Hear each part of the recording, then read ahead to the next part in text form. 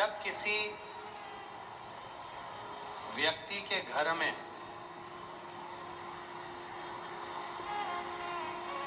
एक बेटी का जन्म होता है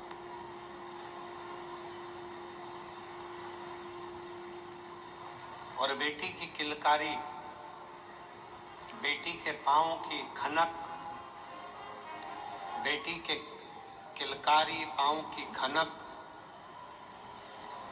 बेटी के चरण जब किसी के घर के अंदर आते हैं और यदि शिव कृपा से, भगवान की करुणा से, भगवान की दया से माता पिता उस बेटी की परवरिश कर कर उसका कन्यादान अगर कर देते हैं तो उस माता पिता का भी अगला जन्म नहीं होता, वो इस जन्म और मृत्यु के प्रपंच से छूट गए। अब इससे सरल क्या हो सकता है, जरा विचार करिएगा। जरा बहुत सावधानी से इस कथा का स्मरण करिएगा, बहुत ध्यान से सुनिएगा कि बड़े बड़े तपस्वी तप करने जा रहे हैं, साधना वाले साधना करने जा रहे हैं, उपासना वाले उपासना करने जा रहे हैं, व्रत वालों ने व्रत रखा, साधना वालों ने साधना करी, तपस्या वालों ने तपस्या करी, और कंदराओं में बैठकर कोई संत बन गया, कोई साधु बन गया, कोई तपस्वी बन गया, कोई साधक बन गया, कोई उपासक बन गया। किस लिए? कि हम जन्म और मरण के प्रपंच से छूट जाए। पर शंकर भगवान ने माता पार्वती की साक्षी में कात्यायन ऋषि से कहा कि जब किसी गृहस्थी के घर में एक बेटी का जन्म होता है और उस बेटी की परवरिश जब माता पिता करते हैं, बेटी के किलकारी जिसके घर में गूंजती है और बेटी के चरण जिसके घर में पड़ते हैं, और बेटी का जब कन्यादान होता है तब माता पिता फिर कोई जन्म नहीं लेते, वो माता पिता परमात्मा की शरणागति का सुख भोगते।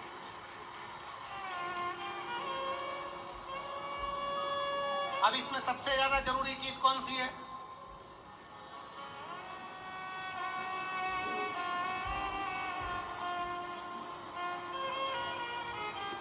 एक बहुत ध्यान देने वाला विषय है, थोड़ा ध्यान दीजिएगा। दक्ष प्रजापति के घर में 60 कन्याओं का जन्म हुआ। उसके बाद दक्ष प्रजापति भगवान से कह रहे हैं, देवी जी से कह रहे हैं, मां मेरे घर में एक लड़की और देना, एक बेटी और चाहिए मुझे। मां जगत जननी दुर्गा कहती है कि तेरे घर में बेटी कहां से आएगी, मैं खुद तेरे घर में बेटी बनकर जन्म लूंगी। सती आई। दक्ष प्रजापति ने शंकर जी का अपमान करा, दक्ष प्रजापति ने देवताओं का अपमान करा, दक्ष प्रजापति ने अपशब्द कहे, दक्ष प्रजापति ने गाली दी, दक्ष प्रजापति ने ताना दिया, दक्ष प्रजापति ने आड़ा टेढ़ा बहुत सारी बातें कही। दक्ष प्रजापति को तो नरक जाना, दक्ष प्रजापति को तो नरक भोगना था। पर दक्ष प्रजापति के घर में बेटियों का जन्म हुआ था, दक्ष प्रजापति ने बेटियों का कन्यादान किया था। इसलिए शंकर भगवान का अपमान करने के बाद भी दक्ष प्रजापति नरक नहीं भोगा है। दक्ष प्रजापति मरण, शीश कटने के बाद बकरे का मुख लग गया और बकरे का मुख लगने के बाद भी स्वर्ग भोगा है, वो दक्ष प्रजापति है, क्योंकि बेटी का जन्म ही प्रबल है।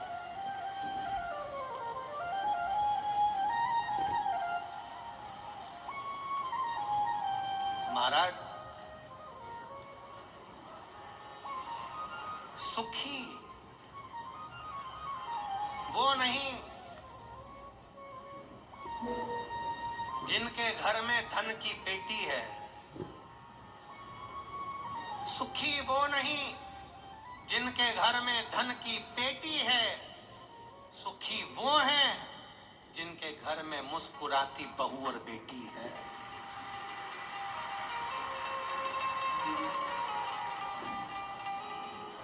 जिनके घर की बहुओं के चेहरे पर प्रसन्नता हो, जिनके घर की बेटियों के चेहरे पर मुस्कुराहट हो, समझ लेना कि उस घर में भले धन ना हो पर वो शंकर की कृपा उसके घर में सदा बनी हुई है, सदा।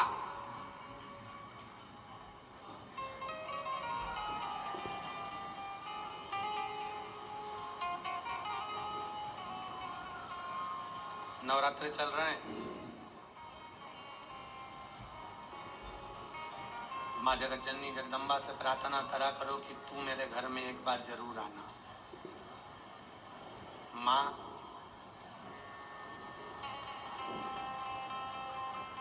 प्रत्येक एक बेटी का भी जन्म हो गया तो दूसरी बार जन्म नहीं लेना पड़ेगा, इसलिए ज्यादा नगाड़े बजवाना। ये अब मेरा आखिरी जन्म है, अब जन्म नहीं लूंगी। अगर बेटी का घर में जन्म हो गया तो अब जन्म नहीं। बहारो फूल बरसा मेरे घर पे मेरे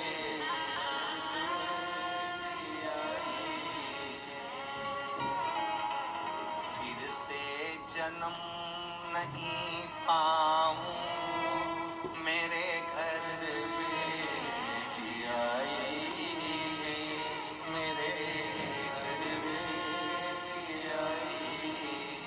हिमालय राज के घर में जब पार्वती जी का जन्म हुआ, कहते हैं दुनिया के यहाँ पर जन्मदिन की पार्टी एक दिन की होती हो, दुनिया के यहाँ जन्मदिन की पार्टी 2 दिन की होती हो, 2 महीने की होती हो, 4 महीने की होती हो, हर साल जन्मदिन पे होती हो।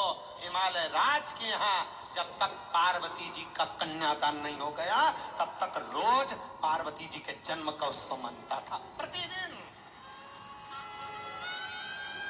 प्रतिदिन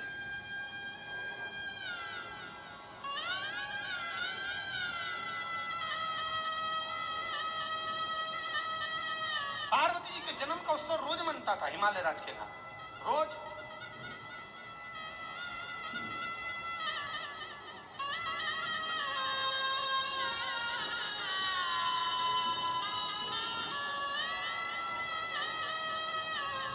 एक दिन इंद्र के मन में आया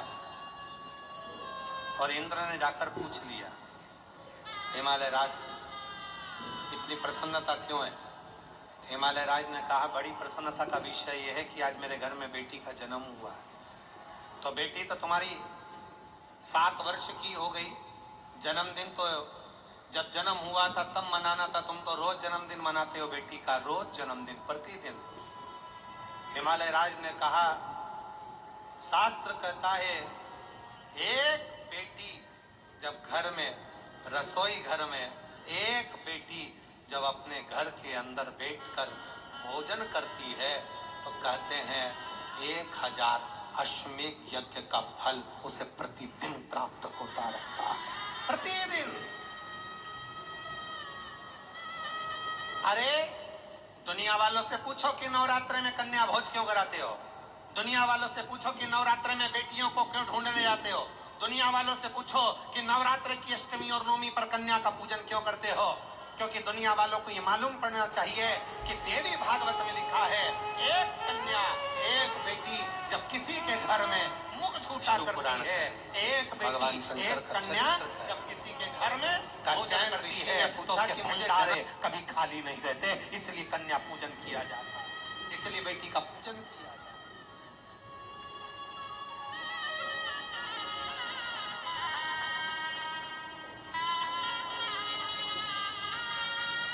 और आज के जमाने में लोग मंदिर में जाकर भगवान से कहते हैं भगवान ओ भगवान हमारे घर में एक बेटा दे दो,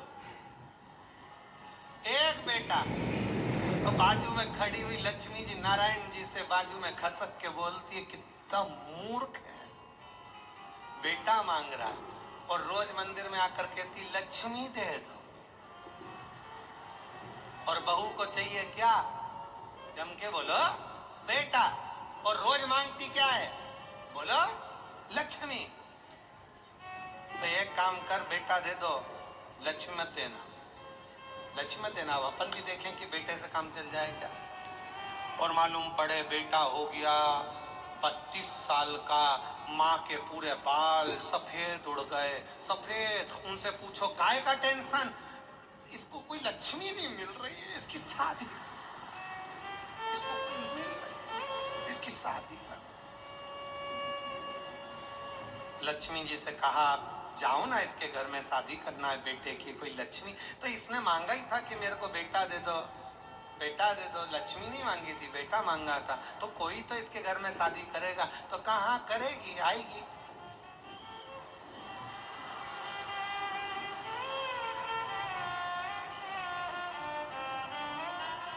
आएगी पावागढ़ वाली आएगी।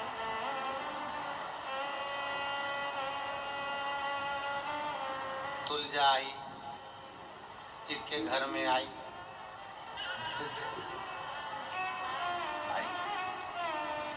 फिर सवेरे शाम सास रोज आरती गाएगी।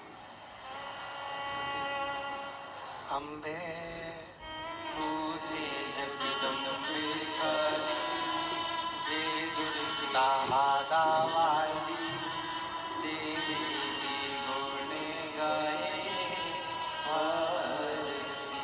ओ मैया हम सब उतारे तेरी आरती।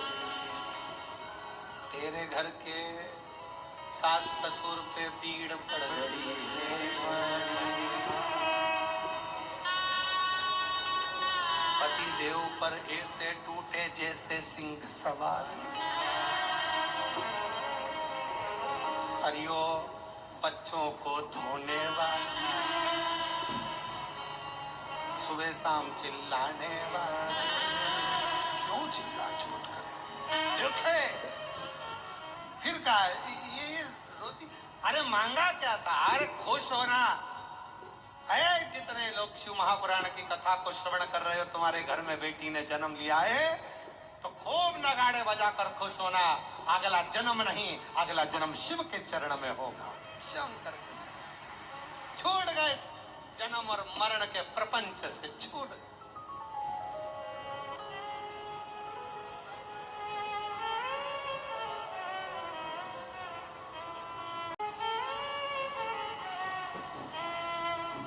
शिव पुराण कर रही है, भगवान शंकर का चरित्र कर रही है। कात्यायन ऋषि ने पूछा कि मुझे जन्म मरण के प्रपंच से छूटना है, क्या करा जाए। शंकर भगवान ने कहा तुम्हारे घर में अगर बेटी का जन्म होगा, तुम जन्म और मृत्यु के प्रपंच से छूट जाओगे।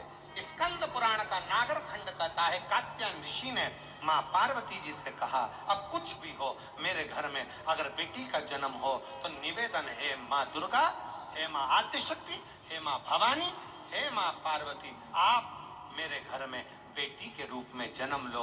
और कात्यायन ऋषि के घर में माँ कात्यायनी के रूप में जन्म हो गया। कात्यायनी, बोल कात्यायनी माता की। कात्यायन ऋषि के यहाँ कात्यायनी माता का जन्म हो गया, कात्यायनी माता का प्राकट्य हो गया, कात्यायनी माता की स्मरणता, कात्यायनी माता का भजन, कात्यायनी माता की कीर्ति। कात्यायनी माता बाल्य अवस्था से ही भगवान शिव की आराधना में लीन रहती है। कात्यायन ऋषि उनको देखते हैं, देखते।